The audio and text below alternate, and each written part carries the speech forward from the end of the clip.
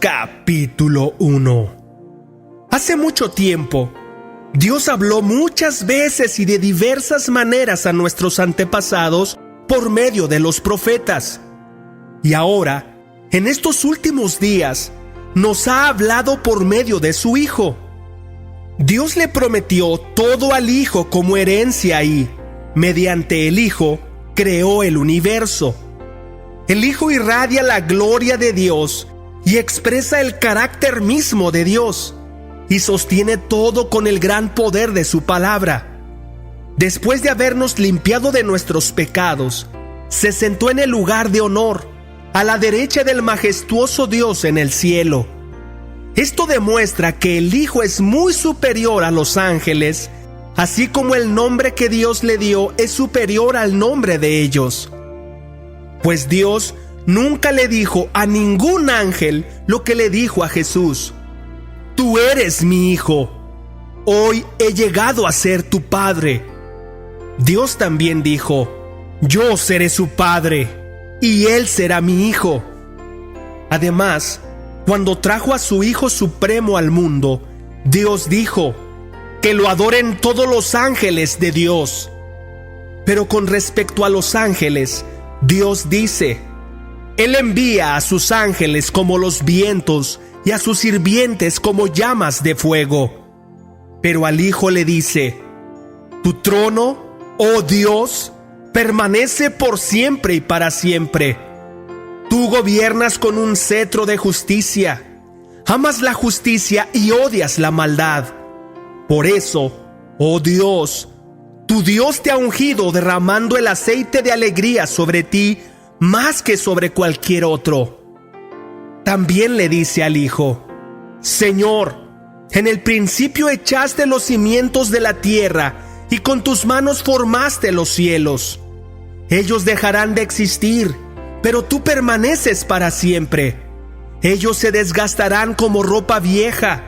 Los doblarás como un manto y los desecharás como ropa usada. Pero tú siempre eres el mismo. Tú vivirás para siempre. Además, Dios nunca le dijo a ninguno de los ángeles: Siéntate en el lugar de honor a mi derecha, hasta que humille a tus enemigos y los ponga por debajo de tus pies. Por lo tanto, los ángeles solo son sirvientes, espíritus enviados para cuidar a quienes heredarán la salvación. Capítulo 2. Así que debemos prestar mucha atención a las verdades que hemos oído, no sea que nos desviemos de ellas. Pues el mensaje que Dios transmitió mediante los ángeles se ha mantenido siempre firme, y toda infracción de la ley y todo acto de desobediencia recibió el castigo que merecía. Entonces, ¿qué nos hace pensar que podemos escapar si descuidamos esta salvación tan grande, que primeramente fue anunciada por el mismo Señor Jesús y luego nos fue transmitida por quienes lo oyeron hablar? Además, Dios confirmó el mensaje mediante señales, maravillas, diversos milagros y dones del Espíritu Santo según su voluntad. Es más, ¿no son los ángeles quienes gobernarán el mundo futuro del cual hablamos?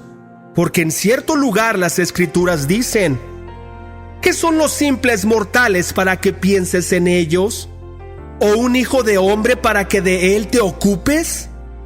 Sin embargo, por un poco de tiempo los hiciste un poco menor que los ángeles y los coronaste de gloria y honor. Les diste autoridad sobre todas las cosas. Ahora bien, cuando dice todas las cosas, significa que nada queda afuera, pero todavía no vemos que todas las cosas sean puestas bajo la autoridad de ellos. No obstante, lo que sí vemos es a Jesús, a quien por un poco de tiempo se le dio una posición un poco menor que los ángeles, y debido a que sufrió la muerte por nosotros, ahora está coronado de gloria y honor. Efectivamente, por la gracia de Dios, Jesús conoció la muerte por todos. Dios, para quien y por medio de quien todo fue hecho, eligió llevar a muchos hijos a la gloria. Convenía a Dios que, mediante el sufrimiento, hiciera a Jesús un líder perfecto, apto para llevarlos a la salvación. Por lo tanto, Jesús y los que Él hace santos tienen el mismo Padre. Por esa razón, Jesús no se avergüenza de llamarlos sus hermanos, pues le dijo a Dios: anunciaré tu nombre a mis hermanos, entre tu pueblo reunido te alabaré. También dijo: pondré mi confianza en Él, es decir, yo y los hijos que Dios me ha dado. Debido a que los hijos de Dios son seres humanos, hechos de carne y sangre, el Hijo también se hizo de carne y sangre, pues solo como ser humano podía morir y solo mediante la muerte podía quebrantar el poder del diablo, quien tenía el poder sobre la muerte. Únicamente de esa manera, el Hijo podía libertar a todos los que vivían esclavizados por temor a la muerte. También sabemos que el Hijo no vino para ayudar a los ángeles, sino que vino para ayudar a los descendientes de Abraham. Por lo tanto, era necesario que en todo sentido Él se hiciera semejante a nosotros, sus hermanos, para que fuera nuestro sumo sacerdote fiel y misericordioso delante de Dios. Entonces podría ofrecer un sacrificio que quitaría los pecados del pueblo. Debido a que Él mismo ha pasado por sufrimientos y pruebas, puede ayudarnos cuando pasamos por pruebas. Capítulo 3. Así que, amados hermanos, ustedes que pertenecen a Dios y tienen parte con los que han sido llamados al cielo, consideren detenidamente a este Jesús, a quien declaramos mensajero de Dios y sumo sacerdote. Pues Él fue fiel a Dios, quien lo nombró, así como Moisés fue fiel cuando se le encomendó toda la casa de Dios. Pero Jesús merece mucha más gloria que Moisés. Así como el que construye una casa merece más elogio que la casa misma. Pues cada casa tiene un constructor, pero el que construyó todo es Dios. Es verdad, Moisés fue fiel como siervo en la casa de Dios. Su trabajo fue una ilustración de las verdades que Dios daría a conocer tiempo después. Pero Cristo, como Hijo, está a cargo de toda la casa de Dios. Y nosotros somos la casa de Dios si nos armamos de valor y permanecemos confiados en nuestra esperanza en Cristo. Por eso el Espíritu Santo dice: cuando oigan hoy su voz, no endurezcan el corazón como lo hicieron los israelitas cuando se rebelaron, aquel día que me pusieron a prueba en el desierto. Allí sus antepasados me tentaron y pusieron a prueba mi paciencia, a pesar de haber visto mis milagros durante 40 años. Por eso, estuve enojado con ellos y dije: su corazón siempre se aleja de mí, rehúsan hacer lo que les digo. Así que en mi enojo juré: ellos nunca entrarán en mi lugar de descanso. Por lo tanto, amados hermanos, ¡cuidado! Asegúrense de que ninguno de ustedes tenga un corazón maligno e incrédulo que los aleje del Dios vivo. Adviértanse unos a otros todos los días mientras dure ese hoy, para que ninguno sea engañado por el pecado y se endurezca contra Dios. Pues, si somos fieles hasta el fin, confiando en Dios con la misma firmeza que teníamos al principio, cuando creímos en Él, entonces tendremos parte en todo lo que le pertenece a Cristo. Recuerden lo que dice: cuando oigan hoy su voz, no endurezcan el corazón como lo hicieron los israelitas cuando se rebelaron. ¿Y quiénes fueron los que se rebelaron contra Dios a pesar de haber oído su voz? ¿No fue acaso el pueblo que salió de Egipto guiado por Moisés? ¿Y quiénes hicieron enojar a Dios durante 40 años? ¿Acaso no fueron los que pecaron, cuyos cadáveres quedaron tirados en el desierto? ¿Y a quiénes hablaba Dios cuando juró que jamás entrarían en su descanso? ¿Acaso no fue a los que lo desobedecieron? Como vemos, ellos no pudieron entrar en el descanso de Dios a causa de su incredulidad. Capítulo 4. Todavía sigue vigente la promesa que hizo Dios de entrar en su descanso. Por lo tanto, debemos temblar de miedo ante la idea de que alguno de ustedes no llegue a alcanzarlo. Pues esta buena noticia del descanso que Dios ha preparado se nos ha anunciado tanto a ellos como a nosotros.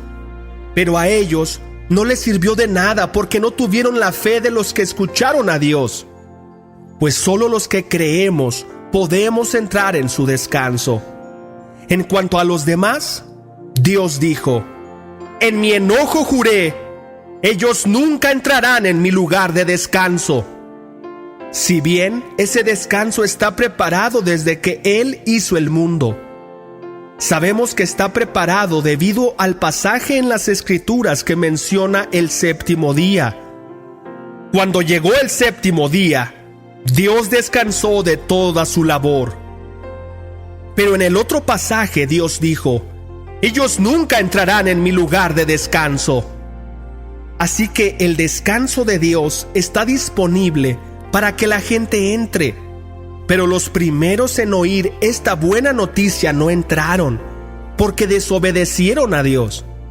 Entonces Dios fijó otro tiempo para entrar en su descanso, y ese tiempo es hoy.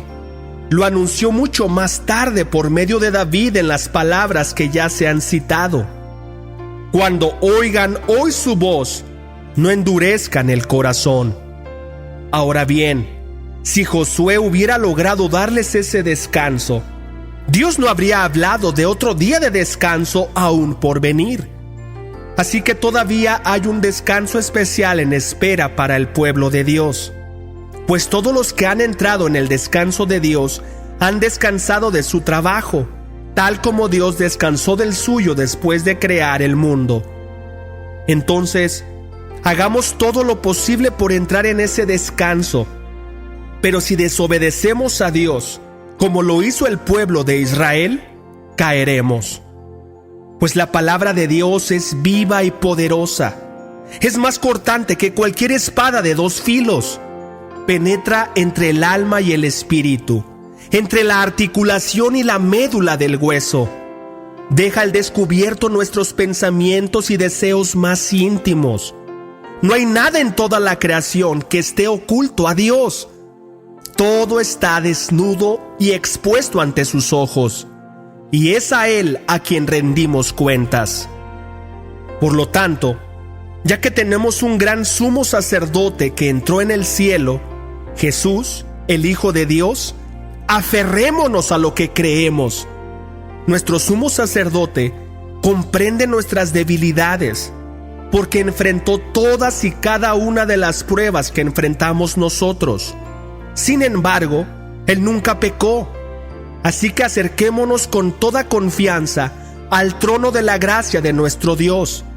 Allí recibiremos su misericordia y encontraremos la gracia que nos ayudará cuando más la necesitemos.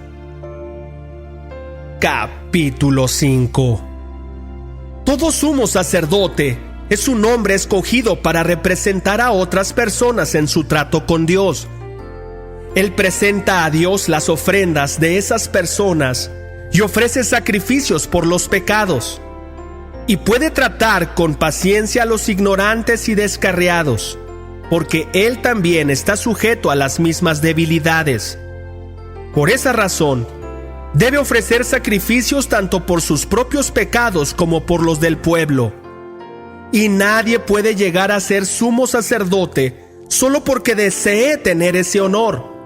Tiene que ser llamado por Dios para ese trabajo, como sucedió con Aarón. Por eso, Cristo no se honró a sí mismo haciéndose sumo sacerdote, sino que fue elegido por Dios, quien le dijo: «Tú eres mi hijo, hoy he llegado a ser tu padre». Y en otro pasaje Dios le dijo: «Tú eres sacerdote para siempre, según el orden de Melquisedec». Mientras estuvo aquí en la tierra, Jesús ofreció oraciones y súplicas con gran clamor y lágrimas al que podía rescatarlo de la muerte. Y Dios oyó sus oraciones por la gran reverencia que Jesús le tenía. Aunque era hijo de Dios, Jesús aprendió obediencia por las cosas que sufrió. De ese modo, Dios lo hizo apto para ser el sumo sacerdote perfecto. Y Jesús llegó a ser la fuente de salvación eterna para todos los que le obedecen. Y Dios lo designó sumo sacerdote según el orden de Melquisedec. Nos gustaría decir mucho más sobre este tema, pero es difícil de explicar, sobre todo porque ustedes son torpes espiritualmente y tal parece que no escuchan. Hace tanto que son creyentes que ya deberían estar enseñando a otros. En cambio, necesitan que alguien vuelva a enseñarles las cosas básicas de la palabra de Dios. Son como niños pequeños que necesitan leche y no pueden comer alimento sólido, pues el que se alimenta de leche sigue siendo bebé y no sabe cómo hacer lo correcto. El alimento sólido es para los que son maduros, los que a fuerza de práctica están capacitados para distinguir entre lo bueno y lo malo. Capítulo 6.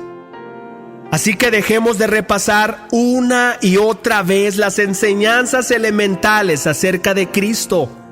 Por el contrario, sigamos adelante hasta llegar a ser maduros en nuestro entendimiento. No puede ser que tengamos que comenzar de nuevo con los importantes cimientos acerca del arrepentimiento de las malas acciones y de tener fe en Dios. Ustedes tampoco necesitan más enseñanza acerca de los bautismos, la imposición de manos, la resurrección de los muertos y el juicio eterno. Así que, si Dios quiere, avanzaremos hacia un mayor entendimiento. Pues es imposible lograr que vuelvan a arrepentirse los que una vez fueron iluminados, aquellos que experimentaron las cosas buenas del cielo y fueron partícipes del Espíritu Santo, que saborearon la bondad de la palabra de Dios y el poder del mundo venidero, y que luego se alejan de Dios. Es imposible lograr que esas personas vuelvan a arrepentirse. Al rechazar al Hijo de Dios, ellos mismos lo clavan otra vez en la cruz y lo exponen a la vergüenza pública. Cuando la tierra se empapa de la lluvia que cae y produce una buena cosecha para el agricultor, recibe la bendición de Dios. En cambio, el campo que produce espinos y cardos no sirve para nada. El agricultor no tardará en maldecirlo y quemarlo. Queridos amigos, aunque hablamos de este modo, no creemos que esto se aplica a ustedes. Estamos convencidos de que ustedes están destinados para cosas mejores, las cuales vienen con la salvación, pues Dios no es injusto. No olvidará con cuánto esfuerzo han trabajado para Él y cómo han demostrado su amor por Él sirviendo a otros creyentes como todavía lo hacen. Nuestro gran deseo es que sigan amando a los demás mientras tengan vida, para asegurarse de que lo que esperan se hará realidad. Entonces, no se volverán torpes ni indiferentes espiritualmente. En cambio, seguirán el ejemplo de quienes, gracias a su fe y perseverancia, heredarán las promesas de Dios. Por ejemplo, estaba la promesa que Dios le hizo a Abraham. Como no existía nadie superior a Dios por quien jurar, Dios juró por su propio nombre, diciendo: «Ciertamente te bendeciré y multiplicaré tu descendencia hasta que sea incontable». Entonces Abraham esperó con paciencia y recibió lo que Dios le había prometido. Ahora bien, cuando las personas hacen un juramento, invocan a alguien superior a ellas para obligarse a cumplirlo. Y no cabe ninguna duda de que ese juramento conlleva una obligación. Dios también se comprometió mediante un juramento para que los que recibieran la promesa pudieran estar totalmente seguros de que Él jamás cambiaría de parecer. Así que Dios ha hecho ambas cosas, la promesa y el juramento. Estas dos cosas no pueden cambiar, porque es imposible que Dios mienta. Por lo tanto, los que hemos acudido a Él en busca de refugio, podemos estar bien confiados aferrándonos a la esperanza que está delante de nosotros. Esta esperanza es un ancla firme y confiable para el alma. Nos conduce a través de la cortina al santuario interior de Dios. Jesús ya entró allí por nosotros. Él ha llegado a ser nuestro eterno sumo sacerdote, según el orden de Melquisedec. Capítulo 7. Este Melquisedec fue rey de la ciudad de Salem y también sacerdote del Dios Altísimo. Cuando Abraham regresaba triunfante de una gran batalla contra los reyes, Melquisedec salió a su encuentro y lo bendijo. Después Abraham tomó la 10ª parte de todo lo que había capturado en la batalla y se la dio a Melquisedec. El nombre Melquisedec significa rey de justicia, y rey de Salem significa rey de paz. No hay registro de su padre, ni de su madre, ni de ninguno de sus antepasados. No hay principio ni fin de su vida. A semejanza del Hijo de Dios, sigue siendo sacerdote para siempre. Consideren, entonces, la grandeza de este Melquisedec. Incluso Abraham, el gran patriarca de Israel, reconoció esto al entregarle la 10ª parte de lo que había capturado en la batalla. Ahora bien, la ley de Moisés exigía que los sacerdotes, que son descendientes de Leví, le cobraran el diezmo al resto del pueblo de Israel, quienes también son descendientes de Abraham. Sin embargo, Melquisedec, que no era descendiente de Leví, recibió de Abraham la 10ª parte. Y Melquisedec bendijo a Abraham, quien ya había recibido las promesas de Dios. Sin lugar a dudas, el que tiene el poder para bendecir es superior a quien recibe la bendición. Los sacerdotes que reciben los diezmos son hombres que mueren. Así que Melquisedec es superior a ellos porque se nos dice que sigue viviendo. Además, podríamos decir que esos levitas, los que reciben el diezmo, pagaron un diezmo a Melquisedec cuando lo pagó su antepasado Abraham. A pesar de que Leví aún no había nacido, la simiente de la cual provino ya existía en el cuerpo de Abraham cuando Melquisedec recibió su diezmo. Entonces, si el sacerdocio de Leví, sobre el cual se basó la ley, hubiera podido lograr la perfección que Dios propuso, ¿por qué fue necesario que Dios estableciera un sacerdocio diferente con un sacerdote según el orden de Melquisedec en lugar del orden de Leví y Aarón? Y si se cambia el sacerdocio, también es necesario cambiar la ley para permitirlo, pues el sacerdote a quien nos referimos pertenece a una tribu diferente, cuyos miembros jamás han servido en el altar como sacerdotes.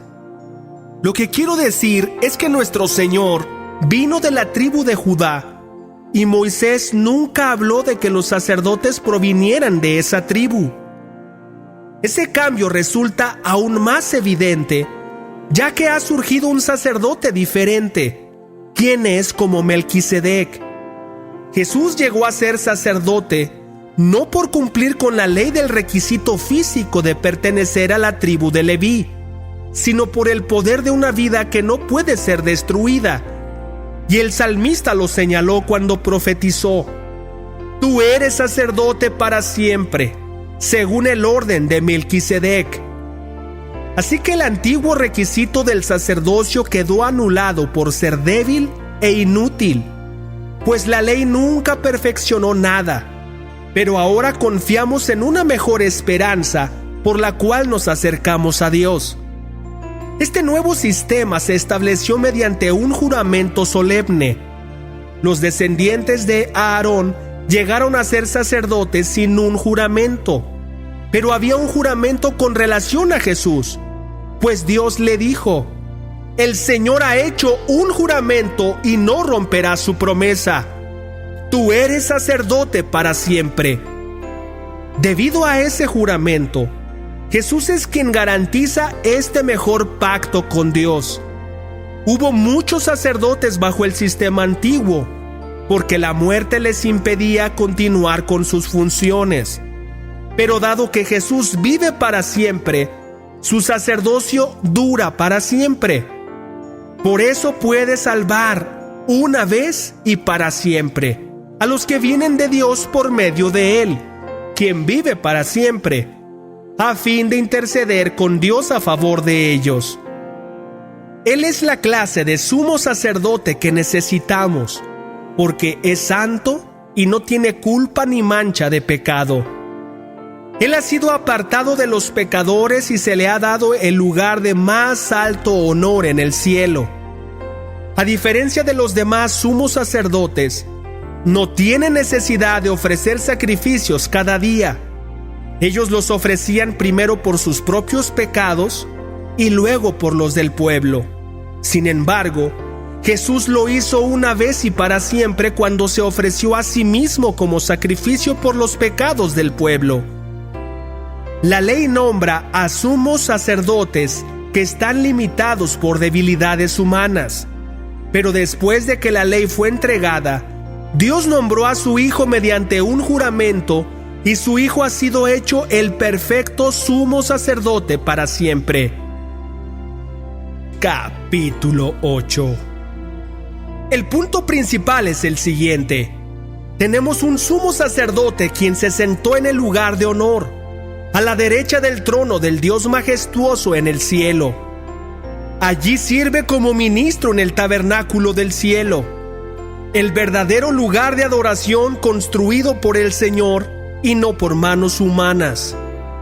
Ya que es deber de todo sumo sacerdote presentar ofrendas y sacrificios, nuestro sumo sacerdote también tiene que presentar una ofrenda.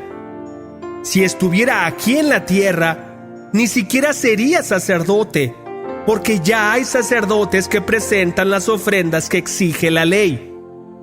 Ellos sirven dentro de un sistema de adoración que es solo una copia, una sombra del verdadero que está en el cielo. Pues cuando Moisés estaba por construir el tabernáculo, Dios le advirtió lo siguiente: asegúrate de hacer todo según el modelo que te mostré aquí en la montaña. Pero ahora a Jesús, nuestro sumo sacerdote, se le ha dado un ministerio que es muy superior al sacerdocio antiguo, porque Él es mediador a nuestro favor de un mejor pacto con Dios, basado en promesas mejores. Si el primer pacto no hubiera tenido defectos, no habría sido necesario reemplazarlo con un segundo pacto. Pero cuando Dios encontró defectos en el pueblo, dijo: se acerca el día, dice el Señor, en que haré un nuevo pacto con el pueblo de Israel y de Judá. Este pacto no será como el que hice con sus antepasados cuando los tomé de la mano y los saqué de la tierra de Egipto. Ellos no permanecieron fieles a mi pacto. Por eso les di la espalda, dice el Señor. Pero este es el nuevo pacto que haré con el pueblo de Israel en ese día, dice el Señor. Pondré mis leyes en su mente y las escribiré en su corazón. Yo seré su Dios y ellos serán mi pueblo. Y no habrá necesidad de enseñar a sus vecinos, ni habrá necesidad de enseñar a sus parientes, diciendo: deberías conocer al Señor. Pues todos ya me conocerán, desde el más pequeño hasta el más grande.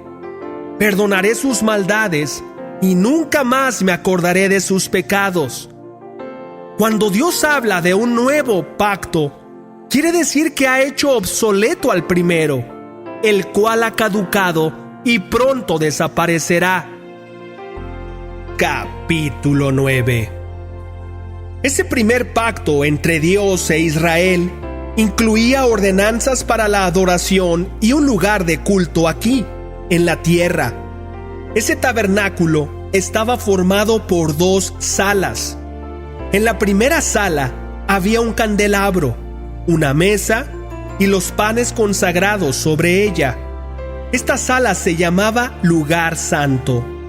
Luego había una cortina detrás de la cual se encontraba la segunda sala, llamada Lugar Santísimo.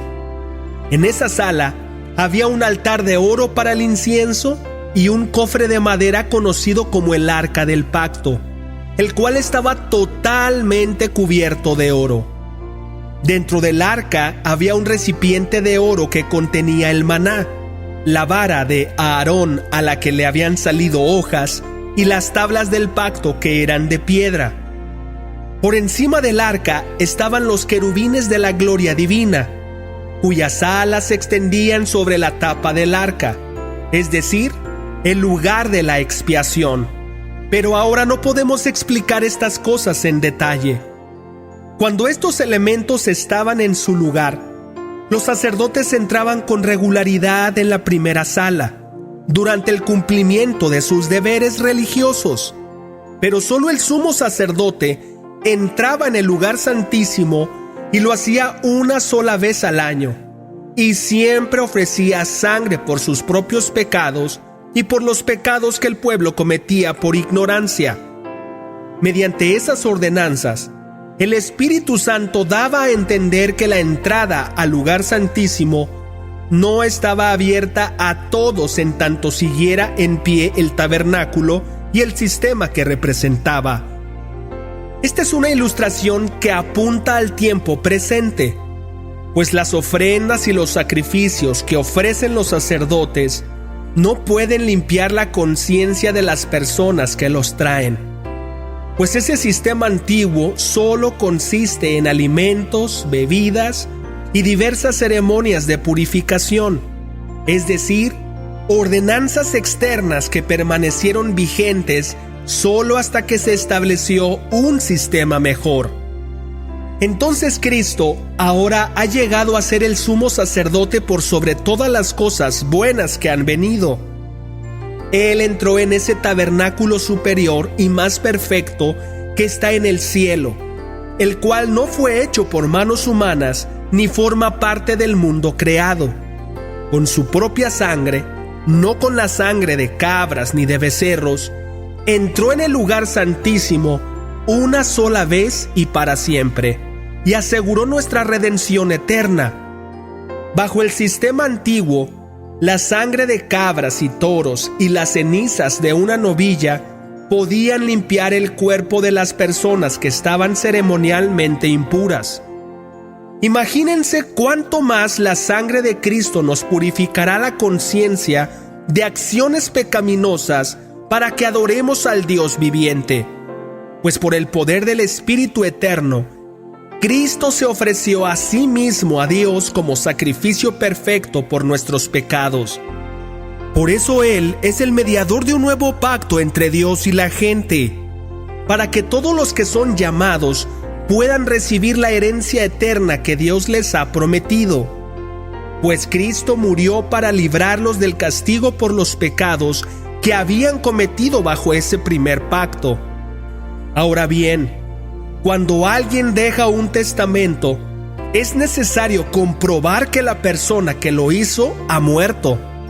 El testamento solo entra en vigencia después de la muerte de la persona. Mientras viva el que lo hizo, el testamento no puede entrar en vigencia. Por eso, aún el primer pacto fue puesto en vigencia con la sangre de un animal.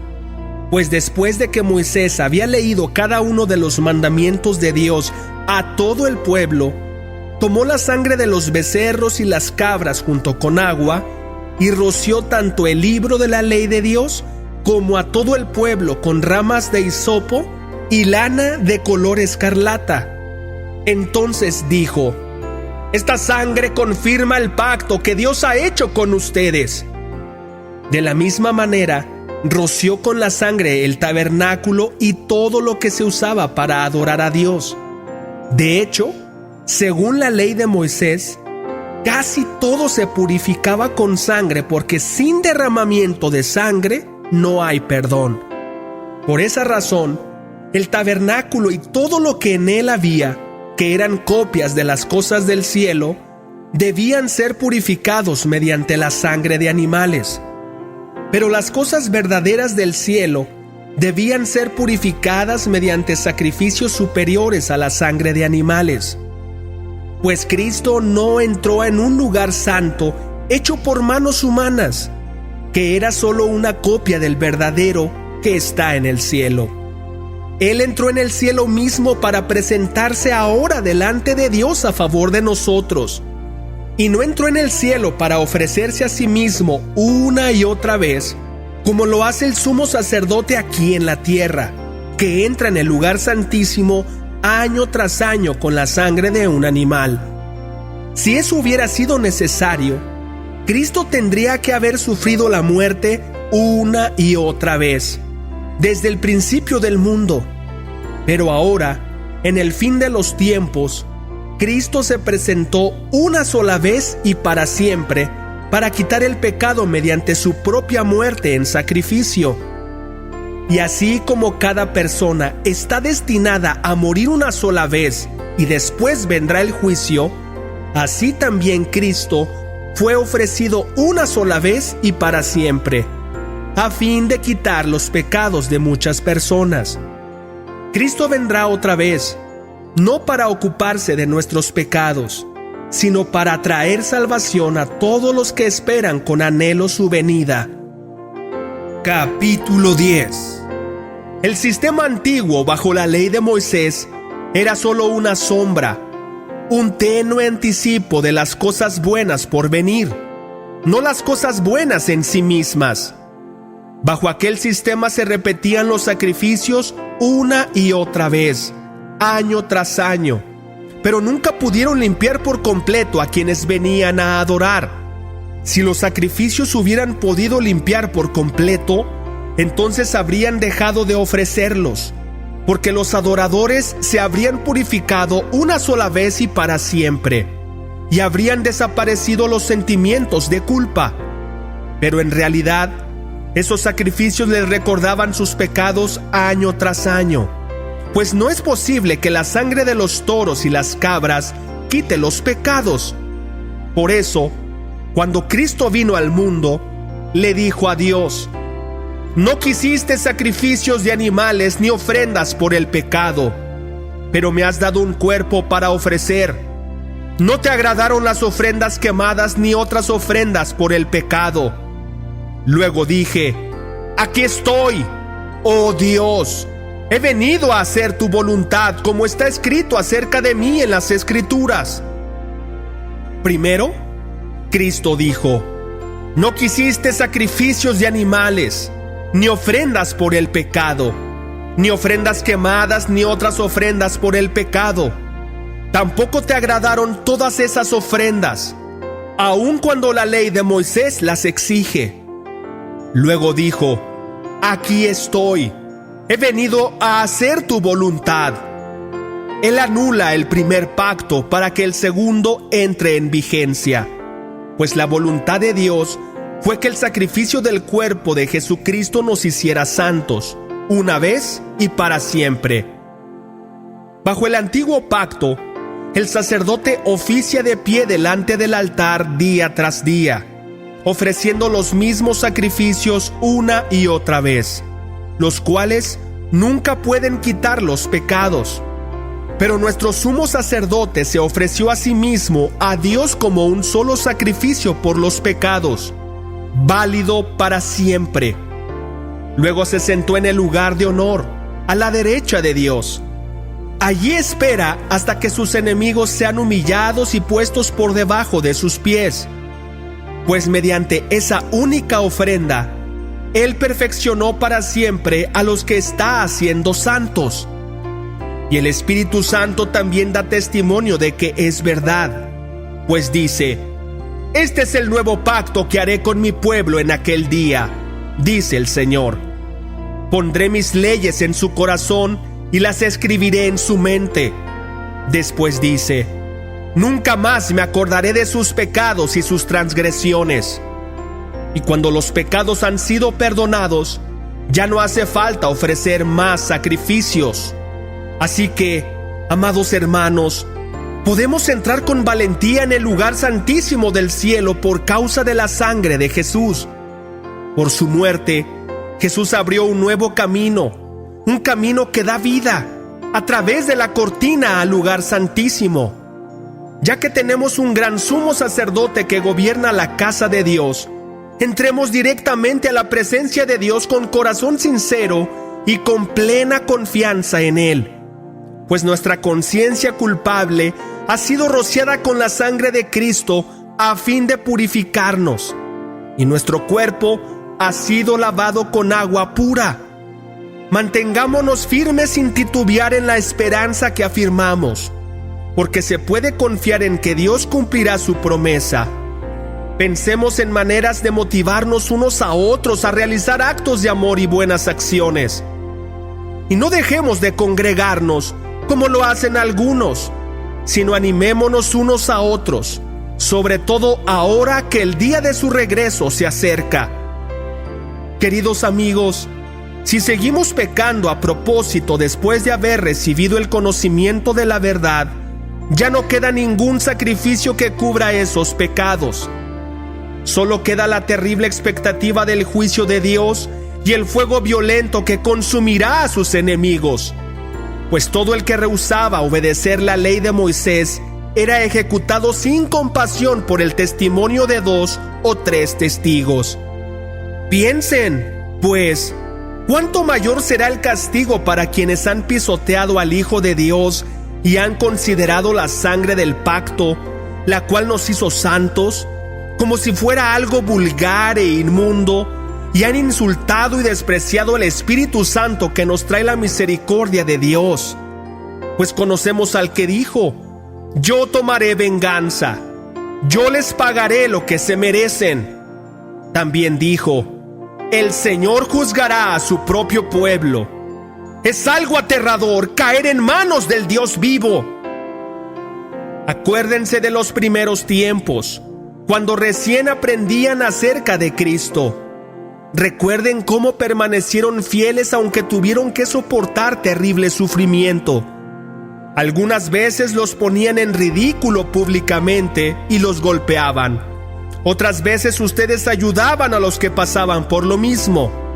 Sufrieron junto con los que fueron metidos en la cárcel y, cuando ustedes les quitaron todos sus bienes, los aceptaron con alegría.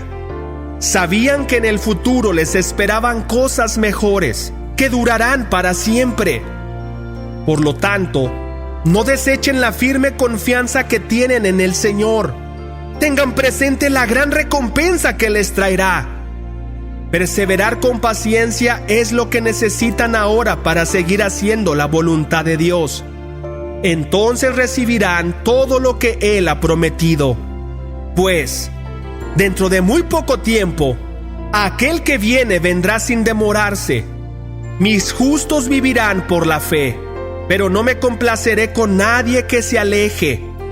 Pero nosotros no somos de los que se apartan de Dios hacia su propia destrucción. Somos los fieles, y nuestras almas serán salvas. Capítulo 11. La fe demuestra la realidad de lo que esperamos. Es la evidencia de las cosas que no podemos ver. Por su fe, la gente de antaño gozó de una buena reputación. Por la fe entendemos que todo el universo fue formado por orden de Dios, de modo que lo que ahora vemos no vino de cosas visibles.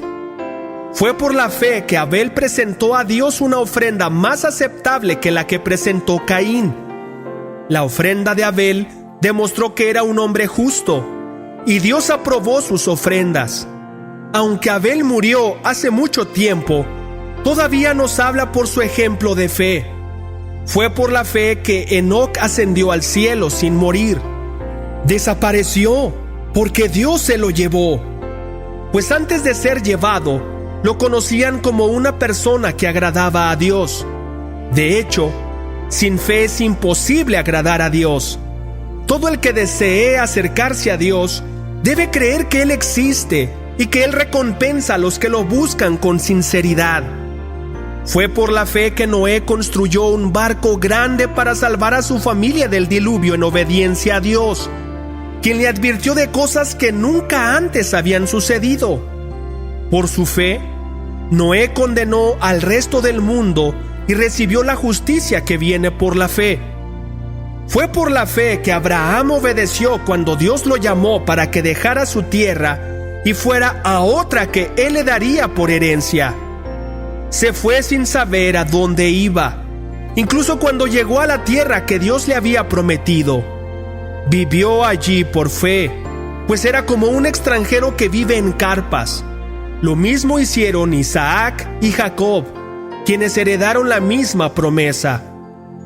Abraham esperaba con confianza una ciudad de cimientos eternos, una ciudad diseñada y construida por Dios. Fue por la fe que hasta Sara pudo tener un hijo, a pesar de ser estéril y demasiado anciana. Ella creyó que Dios cumpliría su promesa. Así que una nación entera provino de este solo hombre, quien estaba casi muerto en cuanto a tener hijos, una nación con tantos habitantes que, como las estrellas de los cielos y la arena de la orilla del mar, es imposible contar.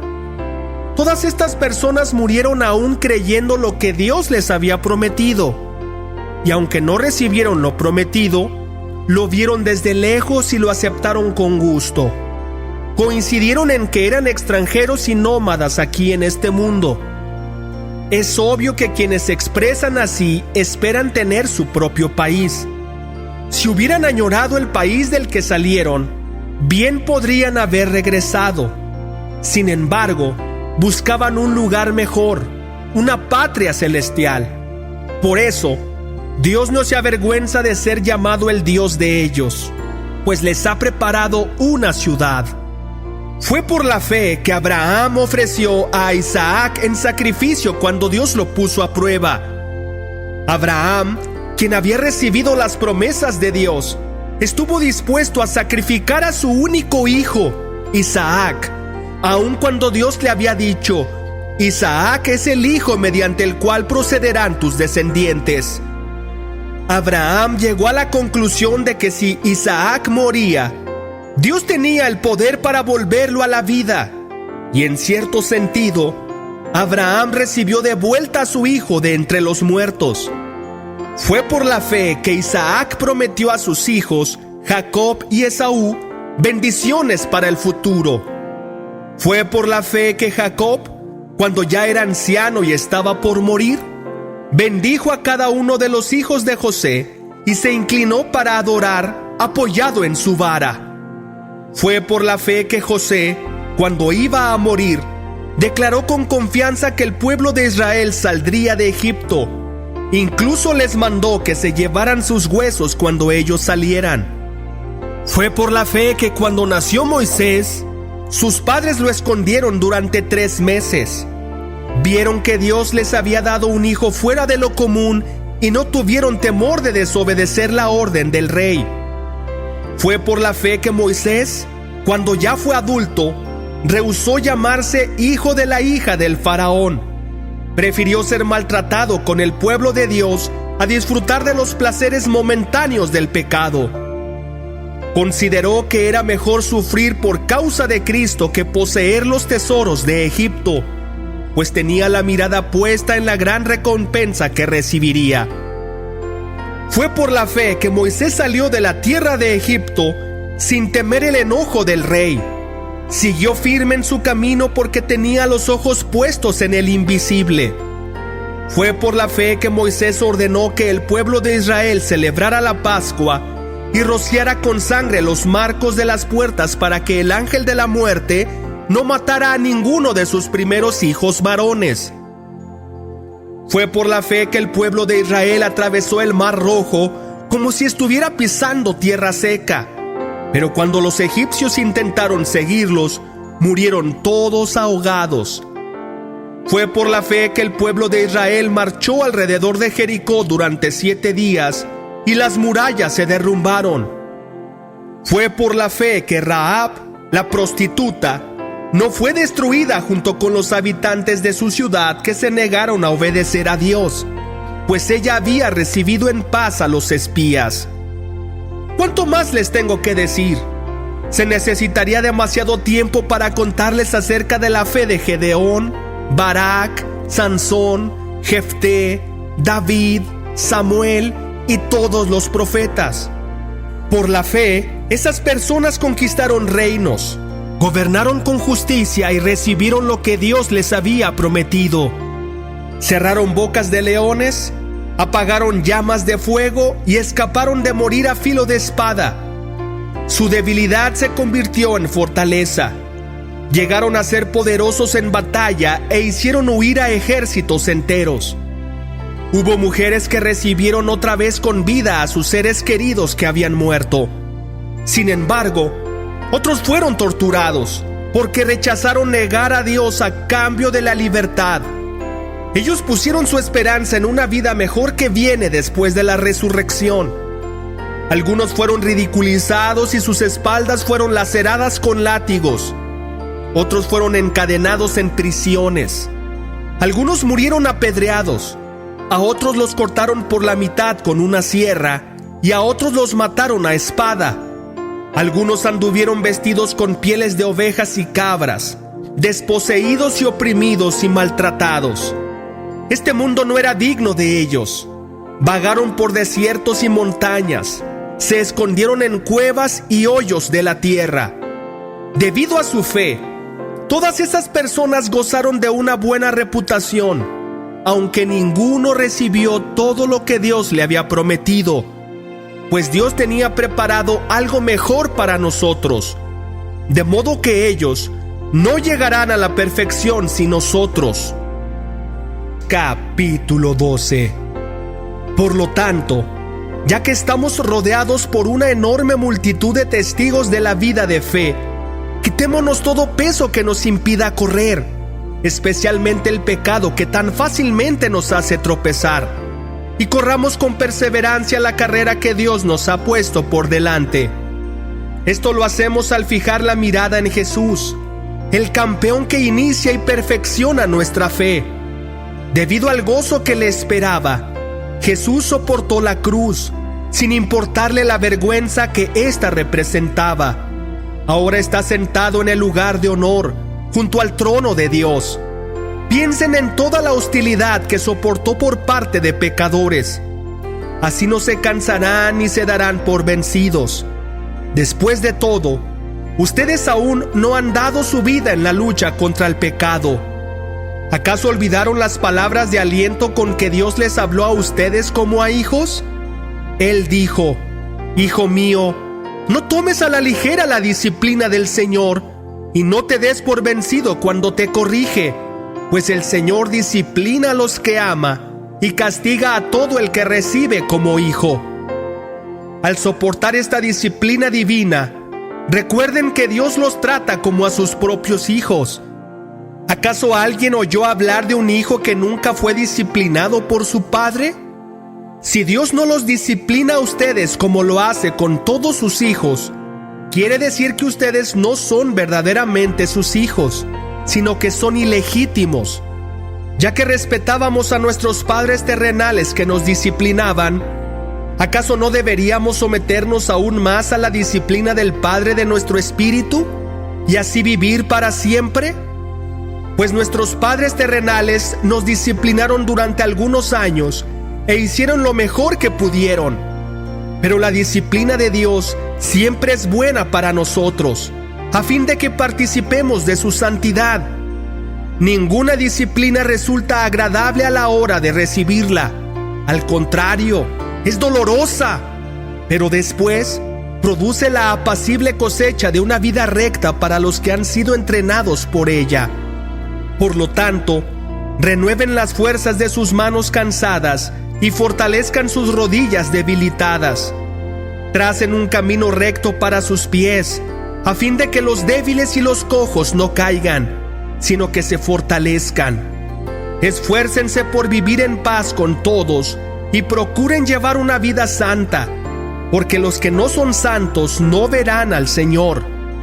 Cuídense unos a otros, para que ninguno de ustedes deje de recibir la gracia de Dios. Tengan cuidado de que no brote ninguna raíz venenosa de amargura, la cual los trastorne a ustedes y envenene a muchos. Asegúrense de que ninguno sea inmoral ni profano como Esaú, que cambió sus derechos de primer hijo varón por un simple plato de comida. Ustedes saben que después, cuando quiso recibir la bendición de su padre, fue rechazado. Ya era demasiado tarde para arrepentirse, a pesar de que suplicó con lágrimas amargas. Ustedes no se han acercado a una montaña que se pueda tocar, a un lugar que arde en llamas, un lugar de oscuridad y tinieblas, rodeado por un torbellino, como le sucedió a los israelitas cuando llegaron al monte Sinaí. Ellos oyeron un imponente toque de trompeta y una voz tan temible que le suplicaron a Dios que dejara de hablar. Retrocedieron tambaleándose bajo el mandato de Dios. Si tan solo un animal toca la montaña, debería morir apedreado. Incluso Moisés se asustó tanto de lo que vio que dijo: «Estoy temblando de miedo». En cambio, ustedes han llegado al monte Sión, a la ciudad del Dios viviente, a la Jerusalén celestial, y a incontables miles de ángeles que se han reunido llenos de gozo. Ustedes han llegado a la congregación de los primogénitos de Dios, cuyos nombres están escritos en el cielo. Ustedes han llegado a Dios mismo, quien es el juez sobre todas las cosas. Ustedes han llegado a los espíritus de los justos, que están en el cielo y que ya han sido perfeccionados. Ustedes han llegado a Jesús, el mediador del nuevo pacto entre Dios y la gente, y también a la sangre rociada, que habla de perdón en lugar de clamar por venganza como la sangre de Abel. Tengan cuidado de no negarse a escuchar a aquel que habla, pues si el pueblo de Israel no escapó cuando se negó a escuchar a Moisés, el mensajero terrenal, ciertamente nosotros tampoco escaparemos si rechazamos a aquel que nos habla desde el cielo. Cuando Dios habló desde el monte Sinaí, su voz hizo temblar la tierra, pero ahora Él hace otra promesa. Una vez más, haré temblar no solo la tierra, sino también los cielos. Eso significa que toda la creación será agitada y removida, para que solo permanezcan las cosas inconmovibles. Ya que estamos recibiendo un reino inconmovible, seamos agradecidos y agrademos a Dios adorándolo con santo temor y reverencia, porque nuestro Dios es un fuego que todo lo consume. Capítulo 13. Sigan amándose unos a otros como hermanos. No se olviden de brindar hospitalidad a los desconocidos, porque algunos que lo han hecho han hospedado ángeles sin darse cuenta. Acuérdense de aquellos que están en prisión, como si ustedes mismos estuvieran allí. Acuérdense también de los que son maltratados, como si ustedes mismos sintieran en carne propia el dolor de ellos. Honren el matrimonio, y los casados manténganse fieles el uno al otro. Con toda seguridad, Dios juzgará a los que cometen inmoralidades sexuales y a los que cometen adulterio. No amen el dinero, estén contentos con lo que tienen, pues Dios ha dicho: nunca te fallaré, jamás te abandonaré. Así que podemos decir con toda confianza: el Señor es quien me ayuda, por tanto no temeré. ¿Qué me puede hacer un simple mortal? Acuérdense de los líderes que les enseñaron la palabra de Dios. Piensen en todo lo bueno que haya resultado de su vida y sigan el ejemplo de su fe. Jesucristo es el mismo ayer, hoy y siempre. Así que no se dejen cautivar por ideas nuevas y extrañas. Su fortaleza espiritual proviene de la gracia de Dios y no depende de reglas sobre los alimentos que de nada sirven a quienes la siguen. Tenemos un altar del cual los sacerdotes del tabernáculo no tienen derecho a comer. Bajo el sistema antiguo, el sumo sacerdote llevaba la sangre de los animales al lugar santo como sacrificio por el pecado, y los cuerpos de esos animales se quemaban fuera del campamento. De igual manera, Jesús sufrió y murió fuera de las puertas de la ciudad para hacer santo a su pueblo mediante su propia sangre. Entonces, salgamos al encuentro de Jesús, fuera del campamento, y llevemos la deshonra que Él llevó. Pues este mundo no es nuestro hogar permanente, esperamos el hogar futuro. Por lo tanto, por medio de Jesús, ofrezcamos un sacrificio continuo de alabanza a Dios, mediante el cual proclamamos nuestra lealtad a su nombre. Y no se olviden de hacer el bien ni de compartir lo que tienen con quienes pasan necesidad. Estos son los sacrificios que le agradan a Dios. Obedezcan a sus líderes espirituales y hagan lo que ellos dicen. Su tarea es cuidar el alma de ustedes y tienen que rendir cuentas a Dios. Denles motivos para que la hagan con alegría y no con dolor. Esto último ciertamente no los beneficiará a ustedes. Oren por nosotros, pues tenemos la conciencia limpia y deseamos comportarnos con integridad en todo lo que hacemos. Y oren especialmente para que pueda regresar a verlos pronto. Y ahora, que el Dios de paz, quien levantó de entre los muertos a nuestro Señor Jesús, el gran pastor de las ovejas, y que ratificó un pacto eterno con su sangre, los capacite con todo lo que necesiten para hacer su voluntad. Que Él produzca en ustedes, mediante el poder de Jesucristo, todo lo bueno que a Él le agrada. A Él sea toda la gloria por siempre y para siempre. Amén. Les ruego, amados hermanos, que hagan caso a lo que les escribí en esta breve exhortación. Quiero que sepan que nuestro hermano Timoteo ya salió de la cárcel. Si llega pronto, lo llevaré conmigo cuando vaya a verlos. Saluden a todos los líderes y a todos los creyentes que están allí. Los creyentes de Italia les envían sus saludos. Que la gracia de Dios sea con todos ustedes.